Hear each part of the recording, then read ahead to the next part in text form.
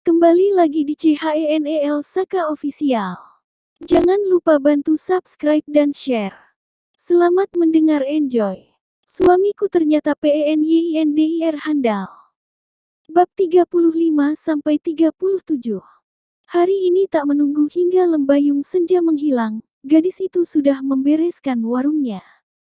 Sesuai keinginan sang suami yang mengharapkan dia untuk tidak membuka warungnya hingga tibanya waktu malam seperti biasanya. Ditemani sinar yang berwarna merah jingga yang seolah memberikan arti filosofi dalam kehidupan manusia. Di mana kita akan menemukan keindahan dan kembali pada kegelapan. Atau mungkin bisa diartikan sebagaimana kita akan menemukan kehidupan sebelum datangnya kematian. Seperti itulah kira-kira alam memberikan simbolnya pada setiap insan yang menyadari. Sedikit penat gadis itu memasang satu persatu papan penutup warung, mengangkatnya lalu memasangnya sesuai urutan angka yang tertulis di setiap papannya. Menghela nafas sejenak mengusir penat dan peluh yang menetes dari keningnya. Kurang semangat rasanya, karena malam ini Mas Taraf tidak pulang, batin Kinar sembari menatap langit yang mulai menggelap, karena sang mentari yang mulai turun hampir seluruhnya ke ufuk barat. Ia kembali melihat ponselnya, sebuah pesan yang ia kirim 1 jam yang lalu belum juga terbaca oleh Mas Taraf. Mas Taraf pasti sibuk sekali, gumamnya.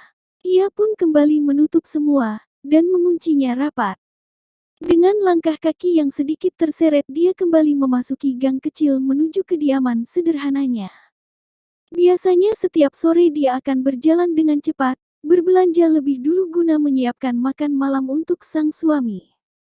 Namun malam ini, sepertinya dia menjadi lebih lesu. Bagaimana tidak, semenjak Mas Taraf benar-benar memperlakukannya sebagai istri, Kinar jadi tidak betah berjauh-jauhan dengan sang suami dalam waktu yang lama. Dan untuk menu makan malam hari ini, sepertinya dia akan beli saja. Di sela-sela langkahnya yang lesu itu, ia sudah diberi kejutan oleh seorang wanita yang waktu itu menemuinya di kafe. Astaga, dari mana dia tahu rumahku? Batin Kinar dengan sangat malasnya. Tunggu. Ada Monik juga. Monik menghampirinya dan menarik lengannya dengan kasar. Sini kau, lamban sekali jalanmu. Dasar wanita rendahan. Umpat Monik masih terus menarik lengannya dengan kasar. Sekasar itu pula Kinar menghempaskan tangannya. Apa sih? Menyebalkan sekali. Menggerutu pada Monik lalu menoleh ke arah Fiona. Kau mau apa lagi? Kenapa kau tidak kunjung meninggalkan Leonku? Siapa si Leon? Hei, kau itu pasti tidak waras kan? Sudah kubilang suamiku itu Taraf. Mas Taraf. Siapapun dia di matamu, yang pasti dia bukanlah milikmu. Menatap dengan tajam. Tersenyum sinis. Sungguh, aku kasihan padamu Nona, sebegitu tidak bisa move on-nya dirimu sampai melakukan hal seperti ini. Hei, Kinar, kau itu sadar tidak sih? Suamimu itu tidak pantas untukmu, kalau dengan Nona ini, barulah cocok. Cih, satu pelakor ini mendukung pelakor yang lain ya. Benar-benar. Tidak usah membuang waktuku, Nona Kinara. Lepaskan Leonardku, dan aku tidak akan pernah mengusik-mu lagi. Fiona mencengkram baju Kinara. Kalau aku tidak mau, kau mau apa? Tersenyum sinis menantang. Hei, tunjukkan apa yang ada di tanganmu itu. Titah Fio pada Monik. Monik pun tersenyum, ia mengangkat sebatas telinganya, sebuah sertifikat tanah yang dihuni Kinar, dan juga di bawah bangunan warungnya. Kau kenal stok map ini kan? Mata Kinara membulat. Hei, kau mau apa dengan itu? Aku sudah membelinya, jadi kapanpun aku mau, kau pergi dari rumah ini. Saat itu jugalah kau harus pergi. Kinara tercengang, ia menoleh ke arah Monik. Bisa-bisanya kau menjual sesuatu yang masih ada hakku juga di sana, Monik. Memang kenapa? Aku pun sudah muak ada kau di sini, Kinar. Brengsek. Siapa yang mengizinkanmu melakukan itu? Bibi yang mengizinkannya. Seru seorang wanita dari kejauhan, berjalan menghampiri mereka bertiga. Membuat Kinara terkekeh, dengan mata yang mulai berkaca-kaca. Di sini ada hak untukku juga, kenapa Bibi jual? Bagaimana iya? Penawarannya sangat tinggi tuh, tapi kan Kinar bayar tiap bulan Bi. Ini rumah ayah bukan rumah Bibi. Bab 36. Dalam kekhawatirannya, gadis itu terus melamun di kamarnya. Tiduran dengan posisi miring di tengah malam yang dingin sendirian tanpa Mas Taraf. Seperti apa yang suaminya bilang, bahwa dia tidak pulang, bahkan pesan yang tadi pun belum juga dibuka, tertumpuk dengan pesan baru yang ia kirim.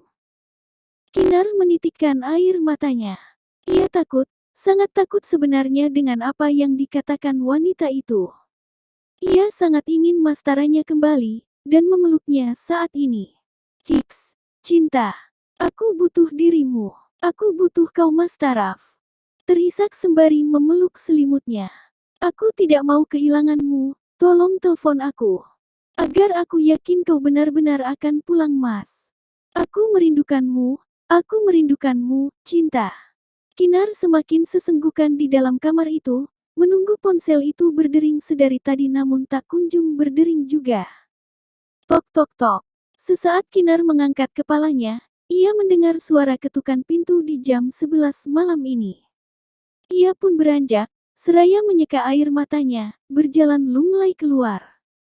Siapa sih bertamu malam-malam? Apa wanita arogan itu lagi? Gerutunya. Dengan malas Kinar membuka pintunya, hingga seseorang yang ia lihat di depannya membuatnya ingin menamparkan pipinya sendiri. Aku pulang sayang. Ucapnya dengan senyum secerah mentari pagi. Apa aku mimpi? Gumam Kinar masih mematung, sementara pria di hadapannya malah justru terkekeh. Sayang ini aku, kau tak mau memelukku. Kia, cinta, ini benar dirimu. Aku tak berhalusinasikan. Hahaha, tidak sayang, aku sudah pulang, sini peluk aku. Hiks Mas Taraf. Terharu, tidak percaya, bahagia. Intinya tercampur jadi satu, sehingga membuat tubuhnya menghambur ke pelukan Mas Taraf, menangis sesenggukan di sana. Bohong. Mas Taraf bohong. Mas bilang tidak pulang, ini pulangkan. Isaknya masih terus memeluk Mas Taraf. Iya, maaf ya. Mobilku tidak jadi dikarter sampai ke Cirebon hehehe, jadi aku masih bisa pulang ke rumah, walau larut. Maaf ya, itu lebih baik Mas, sungguh. Hiks Mas Taraf. Kenapa nangis sayang, seperti aku tengah pergi jauh saja. Tidak apa aku hanya ingin menangis saja, kangen. Rengeknya. Pokoknya aku masih mau memelukmu. Hahaha baiklah, tapi izinkan aku masuk dulu, yuk nanti kita lanjutkan di kamar bisiknya. Kinara pun terkekeh, lalu mengangguk. Di malam yang semakin larut, ditemani sinar bulan yang terang, sepasang suami istri itu baru saja menyelesaikan urusan mereka, dan duduk dalam ranjang yang sama, dengan posisi Kinar berada di depannya. Sementara sang suami masih memeluknya dari belakang di dalam selimut yang menggulung, menutupi tubuh mereka. Sama-sama mengamati rembulan yang sudah terlihat bulat seluruhnya. Tangan Leon meraih dagu sang istri membawanya agar dia mau menoleh ke belakang lalu menciumi bibir manisnya. Sangat candu saat ini, ia benar-benar masih haus sepertinya, hingga Kinar melepaskannya dan kembali menatap jendela di sebelah ranjang mereka. Cinta. Masih menciumi bahu Kinar. Aku penasaran tentang apa, sayang? Tanyanya lembut, suara Mas Taraf benar-benar membuat Kinar meleleh. Tentang keluargamu, ucapnya. Leon pun menghentikan gerakan bibirnya, lalu mempererat pelukannya. Kapan aku bisa bertemu mereka? Sambung Kinar sedikit menoleh ke belakang. Menyentuh wajah sang suami. Tunggu waktunya sayang, aku pasti akan memperkenalkanmu. Mencium ceruk lehernya membuat Kinar menggeliat geli sembari terkekeh. Kenapa tidak sekarang saja? Kau bilang akan menikahiku secara resmi kan Mas? Leon tersenyum. Benar dia ingin menikah resmi dengan Kinar, namun sepertinya ia ingin memberitahu dulu siapa dia sebenarnya pada sang istri. Sayang, sebelum ini aku ingin bertanya satu hal. Tanya Leon pada wanita yang masih diam saja sembari tersenyum, menunggu suaminya mengatakan apa yang ingin ia tanyakan. "Apa yang paling kau benci dari seorang pria?" tanya Leon. "Kebohongan," jawabnya begitu saja. Leon pun terdiam. Ketidaksetiaan, dan pria-pria tidak bertanggung jawab, apalagi yang kasar. Bab 37. Saat ini sudah tidak ada jalan lain untuk Leonard, selain kembali ke rumah utama. Ia kini tengah bergegas menuju kamarnya, karena pakainya masih berada di sana, dan belum sempat dipindahkan seluruhnya oleh Kinar. Setelah mengenakan pakaiannya, Leon berjalan pelan masuk ke dalam kamar Kinar, dan mendapati gadis itu sudah mengenakan piyama tipisnya. Di sana, gadis itu hanya terpaku, memandang sang suami yang telah rapi dengan pakaiannya. "Mas, mau kemana?" tanya Kinar. Mengusap kepala Kinar. "Aku, ada urusan mendadak sayang." "Di jam 1 dini hari?" tanya Kinar. Leon mengangguk. Ia mencondongkan tubuhnya mengecup kening sang istri. "Aku mencintaimu Kinar, kau harus percaya itu ya." Kata-kata itu tiba-tiba saja keluar dari bibirnya. "Cinta, kau tidak akan pergi jauh kan?"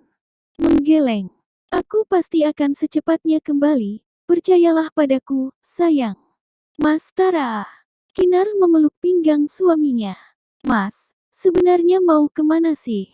Apa tidak bisa menunggu besok, dan tidur di sebelahku? Aku tidak akan bisa tidur tanpa kau di sisiku cinta. Dan lagi pula, Mas bilang ingin mengatakan yang sejujurnya. Mas bilang Mas sudah membohongiku, maka jelaskan sekarang." Kinar merengek, pelukannya benar-benar erat memegangi pinggang sang suami. Membuat Leon sedikit kesusahan, dan berat untuk meninggalkannya. Sementara ponselnya terus saja berdering. Ia tahu, itu pasti dari Ivan. "Sayang, aku sudah tidak ada waktu lagi. Aku janji, aku akan segera kembali dan menjelaskan semuanya. Maafkan aku sayang." "Iya, tapi Mas Taraf mau kemana?" "Pulang ke rumahku sayang," jawab Leon. "Rumahmu?" Mengangguk, "Nanti akan aku jelaskan lagi. Maaf aku harus bergegas." Melepaskan perlahan tangan Kinar yang masih melingkar itu. Membuat mata Kinara melebar. Sebelum itu, Leon sempatkan untuk memberinya kecupan di bibir sang istri terlebih dahulu. "Maafkan aku sayang," ucapnya sesaat, lalu keluar dari kamar itu dengan langkah sedikit berlari. Meninggalkan Kinar yang masih mematung. "Mas Taraf," gumamnya lirih. Kinar berjalan menggunakan lututnya, menuju pojok ranjang, menyibak gorden, yang sedikit menutupi jendela kecil itu. Menunggu sesaat hingga pria itu keluar dari rumahnya, dengan langkah yang langsung berlari keluar gang. "Kau sangat misterius Mas. Siapa kau sebenarnya? Apa yang kau lakukan di luar selama ini? Dan siapa orang yang selalu menelponmu itu?" Mengusap lengannya sendiri, lalu memeluk lututnya. "Siapapun dirimu, semoga cintamu itu sungguhan untukku, Mas Taraf. Aku akan memegang janjimu, dan menanti kau kembali." Menitikkan air matanya. Di malam yang hampir menjelang pagi itu, ditemani suara serangga-serangga malam yang tak henti-hentinya memunculkan bebunyian masing-masing. Sebagai nyanyian alam penghalau senyapnya malam hari. Kinar masih saja terjaga, menunggu ponselnya berdering. Dan berharap sang suami menelponnya hanya sekedar mengucapkan selamat malam, yang tak sempat ia ucapkan tadi. "Oh, tidak Kinar, kau harus percaya suamimu pasti akan kembali." Menguatkan diri sendiri, dan berusaha untuk memejamkan matanya. Sangat berharap sekali, suaminya akan memberikannya kejutan seperti tadi, yang tiba-tiba pulang padahal ia sudah izin untuk tidak pulang. Sementara itu di sebuah hunian mewah, yang terletak di kawasan elit, dengan pagar yang tinggi menjulang, sebuah mobil berjenis Mercedes mulai memasuki halaman yang cukup luas sebelum tiba pada pelataran yang dimana ada beberapa pelayan pria termaksud Pak Rudi yang sudah menanti di sana. Tuan Jovi keluar dari kursi samping supir lalu dengan sigap membukakan pintu mobil untuk Tuan Besar Baskara Dewantara. Dengan sangat hati-hati beliau mulai keluar dari dalam mobil tersebut. Tubuhnya yang menua membuatnya kesulitan untuk berjalan dengan cepat. Dengan sangat hormat, Pak Rudi yang sudah ada di sana lantas membungkuk. Selamat datang Tuan Besar, bagaimana kondisi Anda Tuan? Baik, jawabnya datar. Ia pun langsung melangkahkan kakinya melewati Pak Rudi, yang masih duduk.